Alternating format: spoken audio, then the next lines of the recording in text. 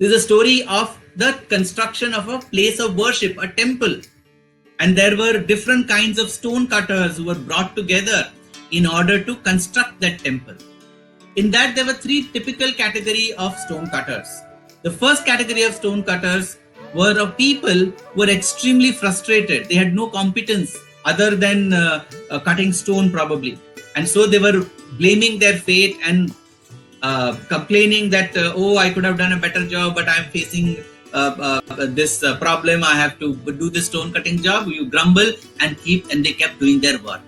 The second category of stone cutters were extremely happy. They were action oriented and they wanted to earn more wages by doing more work so that they can become more prosperous. And the third category of stone cutters were those who were neither bothered about the job of stone cutting nor were they bothered about the wages that they will get. They were extremely grateful for the opportunity to do this stone cutting for the construction of a beautiful edifice where divinity would reside. And they were grateful for that opportunity. These are the three categories of people and the three ways in which we undertake karma or actions. The first is the tamasic category. The second is the rajasic category. The third is the sattvic category. And it is the third which is what Swami recommends, which is what the Gita also recommends. And the answer is given in the Gita itself, that what is true yoga? True yoga is yoga karmasu kaushalam. Perfection in action is true yoga. But how should that perfection be? Perfection in action is good, but then we expect results and more wages for that. How should it be? The Gita qualifies that and says nishkama karma. Perfection in action, excellence in action, but don't expect the fruit of the results. We perform all kinds of activities in our life, but they cannot be described as spiritual endeavors, including bhajan, meditation, etc. No. Why? Because they are done with some kind of desire. So what should you do? You should have nishkama karma. But how do you do nishkama karma? By serving others. You serve others, focus about their well-being, and that is what nishkama karma is all about. But that also is not nishkama karma, because in that too, we want to do that because it gives us joy, because it gives us satisfaction. Why are we doing service? Because I am happy, it gives me immense satisfaction. This is not nishkama karma.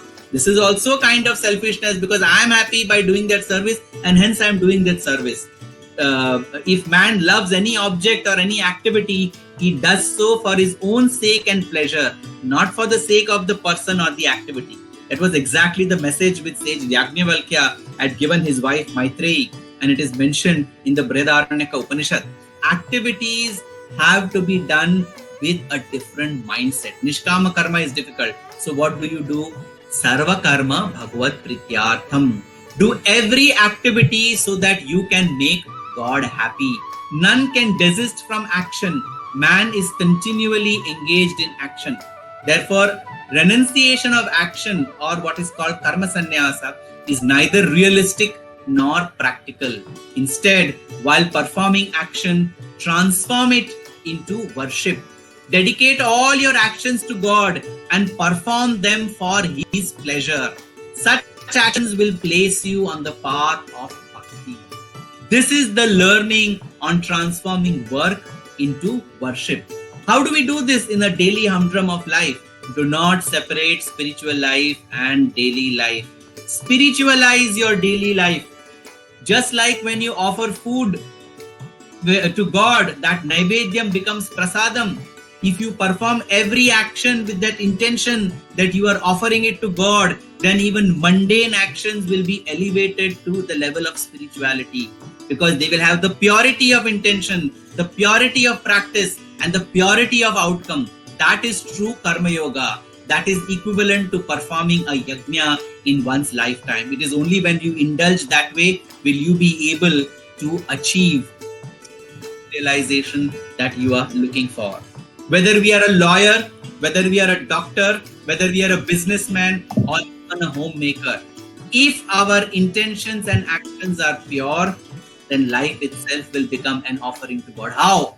If the lawyer looks at his client as this is God come in that form. If the doctor looks at the patient as God come in that form, if the teacher looks at the student as God come in that form, if the homemaker looks at his family members as God come in that form and serves them with that kind of purity of intention and action, then the act of providing legal advice, medical service, a corporate action, or a matter of preparing food will become an act of karma yoga. That does not mean we don't charge our fees.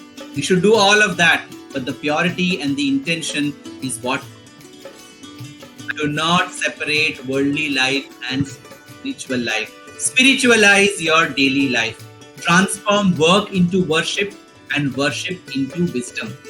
That is the most important lesson in the divine presence. That is when our entire life will become fragrant. A camphor throughout its existence, when it is burning, does two things. It gives light. It also gives fragrance in the process of its burning. And ultimately, when all the burning is over, the giving of light has concluded, nothing is left of it. Everything is dissolved and destroyed. Make your life like a camphor. Let all your actions spread fragrance. Let all your actions inspire others with the light of wisdom.